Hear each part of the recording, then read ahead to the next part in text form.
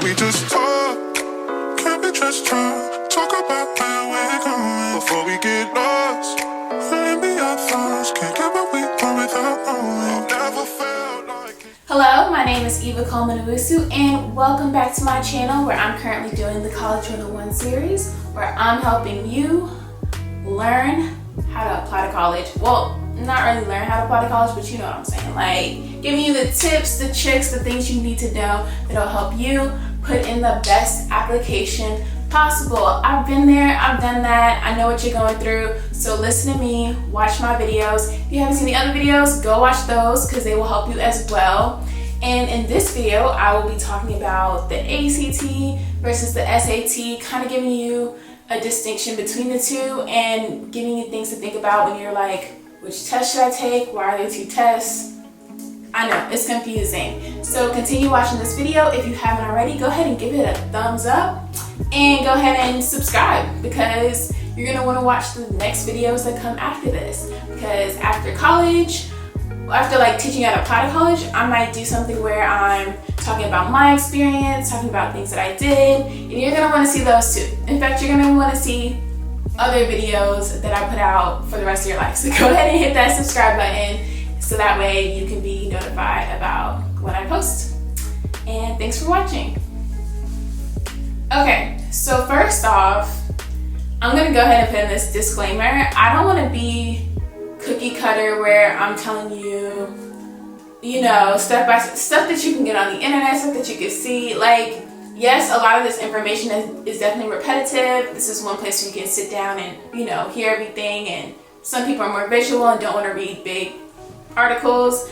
But on the other hand, this is my experience. This is things that I've been through and my thoughts and my personality put into this video. So I don't want to just like, you know, come on here and be like a teacher, like I'm gonna tell you, you know, this, that, and the third, when I mean, you could get that same information elsewhere. So I'm gonna be original and talk about the ACT and SAT standardized testing in general as I see standardized testing. So it's not really a love-hate relationship. I don't like it. I don't like the idea of standardized testing. I feel like it's very problematic in society.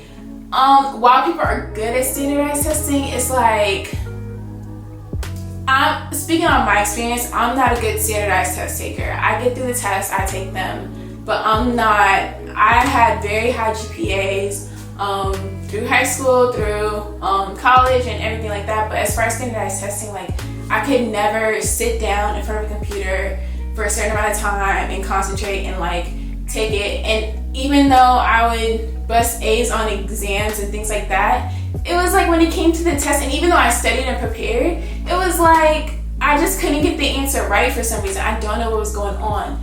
But if you're out there and you're like, standardized test, like I don't have this. Some people are like, oh, like I got this, I'm gonna, you know, do the test prep and things like that, and just, you know, it's water off their back. Like for me, it was very stressful and very, you know, intimidating for me because I found out, especially through the SAT and ACT, that I'm not good at it. And so just going into this, there's definitely a lot of history in the background. But with all that being said, I can go on a rant about that in another video of why, and maybe even a history lesson on why this is problematic and why this should not be a thing. Or at least not weighted as much as it is currently weighted. I can do that. So if you want that video, definitely leave a comment below. I can make that video. I think that is very interesting and it's information that needs to be out there. There's others as well if you want to go, you know, find out, but I would definitely love to get that information because it's something I firmly believe in, especially taking standardized tests so often. But with all that being said, it's something that you have to, it's there, it's something that you have to get through. So that's where I come in to help. I'm just helping you, if you have an issue with standardized testing, helping you get through it. If it's, you know, no problem, easy peasy, like, then, you know, this is just helpful for you to continue on and maybe things to keep in the back of your mind, at least when trying to figure out which one you should take. Just a, you know, tip or just some words of encouragement. it's definitely one part of the application. It's not the whole application. That's something that helped me get through when it came to standardized testing and think about it and my anxiety with it. It's one part of the application. You still have the letters of recommendation. You still have the your resume, your grades, your overall personality, your essay. Like, there's so many other parts of the application. That's why the series is so long. There's so many other parts of the application that come into play. This is only one part of it. So if you don't hit the score that you want to hit, or it's not where you want it to be, or you feel like you could do better, then don't sweat it. Like, don't sweat it too much, because I feel like at the end of the day, we all go where we're supposed to be in life. Like, if it's not, I'm not saying that it's not going to get you where you need to go, but they definitely look at other things. There's definitely other variables. If you don't, like, it's up in the air. And one thing is that with the coronavirus pandemic, as I'm filming this video, is still going on, and probably for the next few years.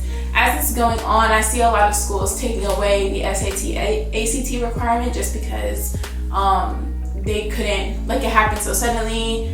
Testing had to get shut down. That left people lost jobs. The tests are very expensive, so that's something that people can't afford to pay right now. So I see a lot of the schools dropping the requirement. Even before the pandemic, some schools were dropping the requirement. Not many, but like a few. So I think it's something where colleges are starting to realize, like, hey, this isn't a full picture of a student's capability to get through school. So that's just something to keep in the back of your mind. So if you're good at it, if you're able to bust like the highest scores on these tests, great for you. I feel like you have a lot of promise. That's amazing, and definitely something to be proud about. But if you're somebody that struggles, do not sweat it. It's okay. Hopefully a few years from now, it's not even something you would need to worry about. I think that people are, like, admissions boards, like, they're not even weighing it as hard anymore. But I'm not an admissions board. Remember, I'm not a counselor or anything like that. But I do feel like, as far as the steps that are being taken and how I see schools dropping the requirement, is definitely something that's fading out, in my opinion. So now that all that's been said, let's get on with the video. So, ACT versus SAT, which one's for you?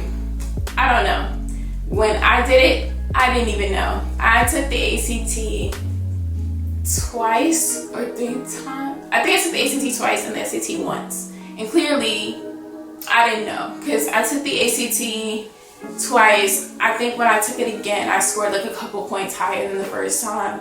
It was a complete waste of time. And if my voice is cracking and doing weird crap, I'm sorry. I've been talking a lot. I need to start drinking water during these videos, because I don't know what goes on. It's like I say a couple sentences and then my voice just goes to hell. So which one, you have to figure out which one is right for you, and hopefully this will help. So the way that I understand is the ACT is better for people that are like more direct, surface level thinkers. Like, they see the problem, work through it, answer it. It's very no looking at, like, this, that, reading between the, like, none of that. While the SAT is a little bit more, I can't remember the name of that test. That's like, I don't think it's the IQ test. I think it's something else. But it's like, it's more in depth. Like, it challenges your ability to, like, read between lines and figure things out and see further than kind of what the question is asking, versus the ACT is like the question, what's the answer? The SAT is like the question or scenario, and then you have to figure this out. And so that's my understanding of, like, a philosophical view of the SAT versus the ACT. So hopefully that helps you kind of think, like, am I somebody that's like needs the question, that I can give them an answer? Or am I somebody that actually looks deeper into things and can figure things out and work through things? That takes a lot of knowing your personality. I feel like in high school, like, there's no way to know that. I feel like now I see, I am a better SAT taker, or as far as like how I see them, I would be better on the SAT. But it's like, yeah, it's crazy. But at the end of the day, like, it's not completely advised to take both. I would say definitely put your efforts towards one or the other, but you can do that by taking a few practice questions. Go online, there's apps available, there's online quizzes available that you can literally just take a few questions, see which ones you're getting more right of, and when you take a practice test, there's a bunch of free ones. When you take that, whichever you do better on, like, focus towards that exam, and that'll help you prepare better. Because if you try to do both, people say take both, and I'm like, that's expensive, and then it's a waste of time, because then you're studying for two different tests. They're two different tests at the end. There are two different types, and so just focus all your energy on trying to master one. I feel like that's the best way to go. And just, take your time to figure out which one. You know how, like, they say it's like cut, measure twice, cut once? Yeah, do that. So take all your efforts, put it into which test you should take, studying for that test, and then take that test, versus kind of just like figuring it out by wasting money. No one wants to do that. Okay, so that's the best summary I could give as far as like technicalities or philosophical approaches to each one. Now I'm just gonna kind of differentiate between the two. So as far as time, the ACT is a little bit shorter. It's like 3 hours and like 40 minutes, while the SAT is 3 hours and 50 minutes. The ACT is also, it's longer as far as it has a science section and the SAT doesn't. So what this means is like, so you have the times and then you have this amount of sections. So since the SAT doesn't have a science section, you're essentially getting more time to answer these problems. Remember how I said like, oh, one's more in depth and requires more thinking, while the other one's more straightforward and you can figure out the answers a little bit faster? Yeah, so that comes into play as far as how much time you get on the question. So if you're taking the ACT and you're taking the ACT versus the ACT, you're gonna have less time to answer each question in each section than you would on the SAT, because it requires less thinking for the ACT. Also, the ACT allows for a calculator throughout the entire math section, so that's gonna come into play as well. Like, since you have a calculator that cuts off time, but like I said, the questions are more direct. So if you see a question, a math question, and you know the formula, you just plug in those numbers, and then you have the answer, and then you keep it pushing. Versus the SAT, which maybe it might be like a word problem, and you're trying to figure out, you know, where the numbers go, which numbers are needed, which ones aren't, and you're trying to figure all that before you can even answer the question. I also heard that the SAT has more like graphs and things in the reading section, and I'm trying to remember like how, I don't think that makes like a huge difference. Instead of, you know, like I said, instead of the straightforward questions, you're just gonna get a data set and have to figure, like in English format, like you're gonna get that and you're gonna have to figure out what the question is asking before you even really answer the question. Okay, so as far as the readings, I know that the ACT has about 4 readings, longer reading sections, and then the questions, while the SAT has the ACT reading paragraphs are longer, but the SAT has more. So I think there's 4 on the ACT and 5 on the SAT. So while there's 5 on the SAT, they're also a little bit shorter, but I think eventually they all come down to the same amount of reading. So that's not something I would completely take into account. How I said that the ACT has more, allows you to use the calculator. The SAT only allows you to use a calculator on a certain part of the math section. So what they're gonna do is you're gonna have like a section. I don't know which one comes first. But you're gonna have a section maybe without the calculator. You're doing those problems, and then you're gonna go to another section, and then they're gonna give you the calculator, or you bring your own. I don't remember. Or you bring your own, and then you go through that and you keep it moving. Both of them have the essay option. most colleges, I think, require, if they're requiring the SAT, ACT, they're also requiring the essay. So that's one way to go. I think a few colleges also allow you to do the like you can retake, if you decide to retake it, you don't necessarily have to retake it with the essay. You can just, if you want to boost your score, because the essay score is like a completely separate score, you can take it the first time if you make a good essay score and you want to boost up your like composite score for the ACT, then retake it without the SAT, without the essay section, and then that boosts your composite score without, you know, paying extra. It's not that much more. It's like $8, $10. It helps you boost that score without paying all the extra money for it. Whatever. It's gonna give you a question. Maybe like what you think, compare this or that, persuasive, you know, statement of why this is better or why this should happen. Like, it's just gonna be, again, similar to like whatever you've written in high school before. There's no difference. It is time, so make sure you be mindful of that when you're plotting out how you're gonna write the essay and then start writing. I highly advise against just starting to write once you read the question. Definitely take time to outline what you're gonna say, even if it's a quick outline, like literally, okay, what's the question, which one's better, like dolphins or whales. Like literally be like, okay, so dolphins are better, like have your thesis because da da da da da, and then go ahead and write that. But have your points on another sheet. If you look at my essay video, it's similar to that as far as like just a very quick process. Write everything out so you have what you need to include, and then start writing there. And then I'm trying to remember, I feel like when I took this, it was in paper. I literally remember being, I remember taking this on the computer. This is insane. I feel like it's on the computer now. That is definitely something good to know. So let me go look that up real quick. Okay, so it looks like it didn't really switch until like 2018 or 2017. So that makes so much more sense. So yeah, because I also took the GRE, which will be spoken about in another video way down the line.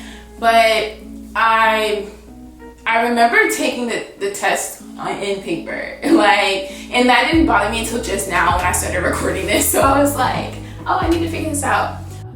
Other things to keep in mind is the test dates. When you plan on taking the test, are they offering it during that time? Think about that. That's why it's important to start this ahead of time, because you can't just, you know, okay, I'm ready to take the ACT, like let me go, and then they're not even offering it during that time. You don't want to do that. Plan ahead so that you know when you're taking it, how much time you have to study, which one you're taking, things like that. I would say as early as a year out, figure out which one you want to take and start studying for it, because the earlier you start, the less you're feeling like you have to cram for it. You don't want to start like a month before and then being like, okay, I have to learn the English section, the math section, how to take the test. Like, you don't want to do all that a month before. Try to start early out. You can move at a slower pace. Dedicate like an hour to a week to reviewing some questions, reviewing, you know, what the material that would be on that test that you want to take. So that way you can be prepared when it's time to take it, not just cramming everything in and then taking it. I also know people that didn't study, they just went and took it, did fine. It just depends on how you retain information. But I also feel like if you're somebody that struggles with test taking in general, there's a learning curve to taking the test. So it's something that I feel like you would want to practice, even if you feel like you know the material, like you know, the formulas and the grammar rules and things like that. But it's like, okay, how do you approach this? The SAT is offered more frequently, I heard, than the ACT. So just keep that in the back of your mind when trying to plan out when you're gonna take it. Start in advance. And yeah, and I think that when it comes to what you decide to take, remember that you can prepare. I know I don't want to say that you can always retake it, because realistically that's not in everyone's budget. Like, everyone can't, afford I don't remember how much I feel like it's like near $60 to like take the test, and then extra money to send the test off to school. So not everybody can afford those costs. So definitely try to put your best foot forward the first time you take it, so that way you can take it and be done with it, versus kind of just, oh, I'm gonna take it and then I'm gonna retake it. I mean, if you have those in, like if you have the money to do so, definitely go for it. That's a good approach. But if you don't have that, it's 2020, like you can literally go online, do practice questions, work with the professor. If somebody, like if you have an issue or you don't remember a formula, ask your professor, be like, hey, I'm taking the ACT or SAT soon, can you like help me with how to do these certain types of problems, or this grammar rule, or whatever you have an issue with. Like, use your other resources that are not expenses to help you prepare for the test. And like I said, there's so much stuff online nowadays, so many apps. You can literally just go on and have so many opportunities to study. So at the end of the day, which one's for you? Only you can decide that. That's not something that I can answer in this video for you personally. I don't know you, clearly. But this is information to help you think about, okay, what kind of person am I? What would I prefer? Am I a deep thinker? Do I just want to kind of answer the questions? ACT has a science section. Do I even want to deal with that? Like, think about who you are as a person and then be like, okay, which test is right for me? Also, like I said, go online, take some practice exams, take the test, and take the test online, and then get the results back and see, okay, I'm doing better on these types of questions. Maybe I should take this type of test. As far as me and what I did, again, I took the ACT two times and the SAT once. Don't do that. Don't do that. But I found out after I took the ACT twice, I was like, I'm not raising my score enough to where I wanted. So I was like, let me just switch to the SAT. I took the SAT and I made a better score than the first time than I did on either the first two times I took the ACT. And I was like, dang, I should have been taking my time and gearing towards this test versus wasting my time taking the ACT. I thought it was a test because I did so well in school and I didn't really have any experience with standardized testing. So I was like, oh, like I can just take that, get it out the way. But when I wasn't making the scores that I wanted to make, I was like a little bit in panic mode. I was just like, okay, let me take it again and take this one instead. And it just, yeah. So based off of my experience, figure out which one you want to take first, which one you're best at, and then gear your energy towards that. Because if I had literally even just focused more on the SAT, which I did better at, then I probably would have been able to boost that score instead of wasting my time on the SAT, which is a completely different test. So yeah, just don't make the same mistakes that I've made. That's why I'm making these videos, to help y'all out. Because yeah, save y'all time, save y'all money. These are my goals. So yeah, that's all I have for this video. Hopefully I didn't leave anything out. I feel like sometimes I'm like, oh, I could have mentioned this, that, and the third. But like I said, there's always a video at the end. Well, there's gonna be a video at the end of the session. It's a Q&A video. Not the session, but the series, the College 101 series. There's gonna be a Q&A video. So if you have any questions, if I didn't answer something, or if I kind of like brushed over something, you're like, oh, can you go more in depth on that? Let me know. Either I'll make a completely separate video if I'm like, ooh, this is a lot. Or I can answer the question in that Q&A video, so that way you'll get that answered, you'll be able to know more. But I can't answer anything if I don't ask questions. So make sure you leave the question in the comment below. Hit the like button and then subscribe to the channel. So that's 3 things. If you're following my directions on, like, you know, how to apply to college, follow these directions right here. Leave a question down below that you might have about the application process, like the video, and subscribe to the channel. Thank you all for watching. I really appreciate you. Literally, so much love. Thanks so much. And I will see you again in the next video. Thanks. Bye. we're going.